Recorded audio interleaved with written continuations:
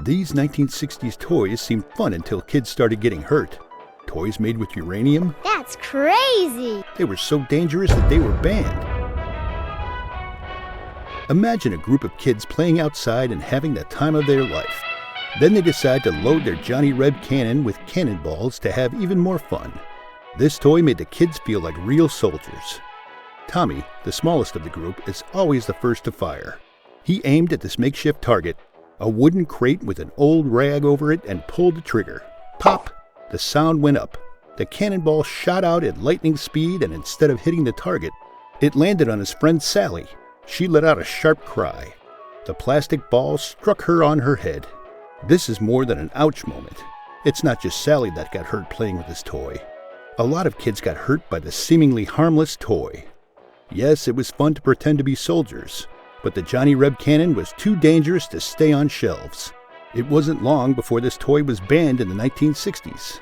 The loud pops that once filled the air with excitement are now a reminder that some toys are not fun but dangerous. Speaking of dangerous toys, did you ever use those that made you feel like a mad scientist? Who remembers the creepy crawlers? It was like having your mini science lab in your kitchen. You would take those squishy molds shaped like bugs, spiders, and creepy creatures and pour liquid plastic into them. After that, you slide them into a mini oven. When they're cooled, you take them out to create your personalized rubbery monster. What could go wrong with this? Well, this is what happened with 9-year-old Timmy. While his mom wasn't looking one afternoon, he reached into the hot oven to pull out a freshly molded centipede. Before he could scream, the plastic burned him on his fingers. The fumes from the plastic were also toxic and made him cough for hours. Timmy ended up with a sore throat that lasted for days. His mother's first reaction was to dispose of the toy and create awareness. It was no surprise that Creepy Crawlers was pulled from the market. But because kids loved to create, a better version with safety improvements came back. Thank goodness. We now check out the next toy, which had no safety measures. If you ever played with Clackers, you know that they could make a clack-clack sound that could annoy the neighbors. Even so, the kids didn't mind. Clackers. But little did we know that this was the least of the problem. Clackers left a permanent mark on your face. Imagine a child with their shiny new pair of Clackers swinging them back and forth with all their might. That's what kids do, though. The loud noise was fun, but the kids weren't prepared for what came next. The acrylic ball would shatter at impact, sending a sharp shard flying straight at the kid. The child then screams in pain. The Clackers were not as fun as they seemed. When the acrylic balls broke, they became deadly projectiles. Kids ended up with bruises, cuts, and in some cases, eye injuries. The toy was eventually banned in the late 1960s. But like many other dangerous toys, it came back in the 70s with the much-needed upgrade. The next toy will literally make you sick. It could turn your home into a radioactive zone. Imagine it's 1965, and you're unboxing the new Atomic Energy Lab for your 7-year-old.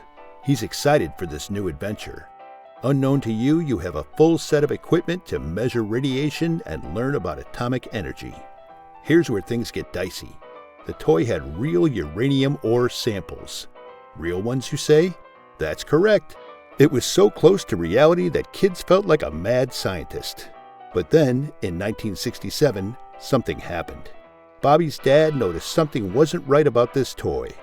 Bobby had been playing with the kit for too long, and something seemed off. No one told his parents that the uranium ore was emitting radiation. Unfortunately, Bobby and his friends were exposed for hours. He eventually developed chronic headaches with no known cause. The Atomic Energy Lab turned out to be more dangerous than anyone thought. When the news of this toy got out, it was quickly discontinued. The toy industry realized that this toy shouldn't be for kids. And yes, they were right. Speaking of toys that kids shouldn't use, let's explore the swing wing. Who remembers the swing wing? It was this helmet with a spinning propeller attached. All you had to do was swing your head around in circles to make it spin. Sounds fun, right? Well, Mike doesn't think so. He tried it at a birthday party and started spinning like he was in an action movie. It wasn't long before he felt a sharp pain in his neck and boom, he collapsed on the ground. The swing wing caused more neck and spine injuries than anyone expected. Kids loved the thrill of spinning, but the strain on their necks led to several hospital visits. It was banned shortly after, and no one looked back. Let's move on to another smaller but hazardous toy. These miniature toy guns could fit into your pocket. It helped kids feel like the coolest secret agent in the neighborhood. But for little John, these miniature guns signaled a darker fate. He was playing with his toy gun when he accidentally dropped it on the ground at home. He picked it up and moments later put it in his mouth without thinking. He would constantly put the gun in his mouth as he was only 3 years old.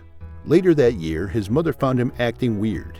She took him to the doctor, who confirmed the toy was painted with lead-based paint.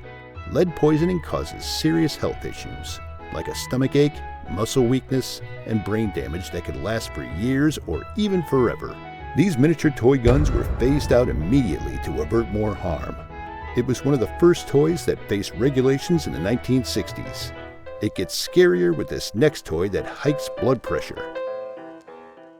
Lawn darts were all the rage in the 1960s. Kids launched metal-tipped darts into the air, trying to land them in a ring on the grass. It was all the fun they could ask for. But one day, Jordan was playing lawn darts with his friends in his backyard. His friend threw the lawn dart and accidentally hit Jordan in the head. There was blood coming out and he had to be rushed to the hospital. Do you see these metal-tipped darts? They were no joke. Kids would spend days at the emergency unit treating injuries. After years of pressure on the authorities, lawn darts were banned in 1988. It was one of the first instances of a toy being seen as a public safety hazard. We now shift gears to a creative toy that did more harm than good. The Vac-U-Form was the ultimate toy for kids who wanted to feel like inventors. It allowed kids to heat plastic sheets and mold them into airplanes, cars, or anything imaginable. But for many kids, this was more of a meltdown than a creative exercise. Imagine trying to create a new toy and burning your finger badly on the hot plate. The heated plastic fumes weren't any better. They were toxic and caused kids to cough violently. Vac-U-Form seemed like the ultimate kids' toy, but the risk of burns and toxic fumes was too much to ignore. It didn't take long before it was shown the way out. Still on the burning issue, how about a toy that involved real fire? This is a Gilbert glass-blowing kit, a toy that allows you to create a masterpiece. You can place the tiny glass piece in the furnace and watch it heat up. This is little Andy, who was having a good time until he accidentally touched the burning hot glass. He ended up with serious burns, and his parents were furious. This toy was designed to allow kids to create glass sculptures. Sadly, it became a thorn in their flesh. The Gilbert glass-blowing kit had no business being a toy. It was banned after several burning incidents. It left a heated debate on safety standards for kids' toys. And finally, the Strange Change Machine. This toy was too hot to handle. Mattel's Strange Change Machine was a magic trick in a box. Kids took these plastic squares and threw them into the machine. After a few minutes, you'd have a dinosaur, robot, or an alien. It was all fun and games until this toy's heating mechanism overheated. One kid got too close to the machine's heated surface and burned his hand so badly, it wasn't long before parents called out the makers and the toy was pulled from shelves. I don't know about you, but I'd rather stick to something less dangerous, like chess maybe. The good news is we have come a long way and toys today are much safer. Did you ever sustain an injury from playing with a toy? Which toy was that?